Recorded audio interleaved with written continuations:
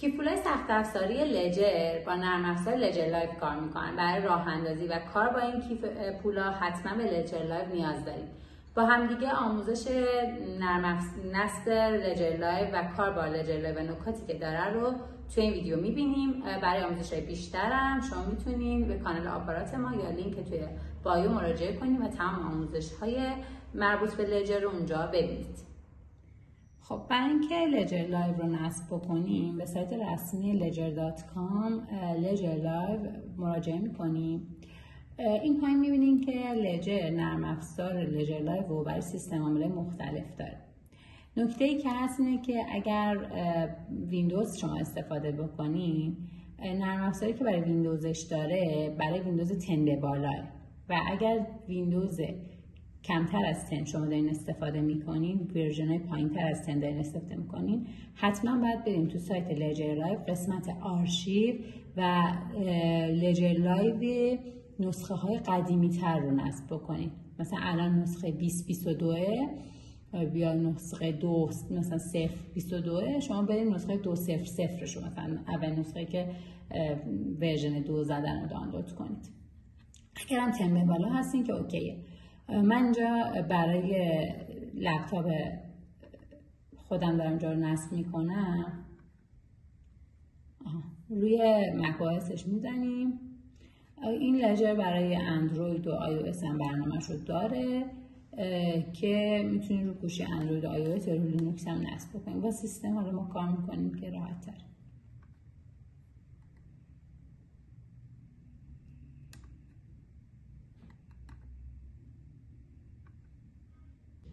خب لجر لایو نصب شد. کافی نرم افزارش رو باز بکنین. میگه که اگه نداری بیا بخر. خب ما ادامه میدیم به این که داریم. میگه کدوم مدل رو داریم. ما اسپلاس رو داریم. روی اسپلاس سلکت میکنیم. میگه میخوای ستاپ بکنی، میگیم بله و کانتینیو رو میزنیم. یه سری اطلاعات بهمون میده که همیشه آفلاین نگه میداره، معرفی بیشتر لجره و استارت رو میزنیم و میگیم که ما آماده ایم. آماده بودن اونم اینه که کاغذ خودکار برداشتیم، اونا رو نوشتیم و لجر رو متصل کنیم به کابلی که تهیه کردیم. خب من چون لجر رو قبلا راه اندازی کردم نکست استپ رو میزنم و بهش میگم که اوکیه، من فهمیدم که باید پین بذارم، ستاپ پین رو کردم، پینم رو کانفرم کردم و گت استارتد. میگه که دارم اینجا میگم که من میدونم که ریکاوری فریز خیلی مهمه و کلماتم جای امن نگه میدارم. میدونم که نباید اینا رو به کسی بدم، جای شیرش بکنم و گت استارتد. تمام. اولین چیزی که از ما میخواد اینه که حالا این کویز رو بعداً شرکت میکنیم.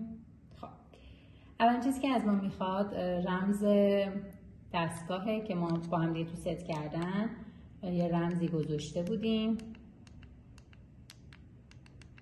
خب با انگشت سمت راست میزنم به عدد جلو، به عدد مربوطه که رسیدم اوکی بود. دو تا انگشتم فشار میدم اوکی بشه. 4 رقم زدم، یه علامت تیک اینجا اومده برای اینکه رمزم اوکیه. 4 تا 1 بود. روی این تیک کلیک میام رسیدیم. ببینین داره لود میکنه. دیگه الان اوکیه، شما میتونین ادامه بدین. اصالت کالا رو اینجا چک کرد و کالا اصیل بود.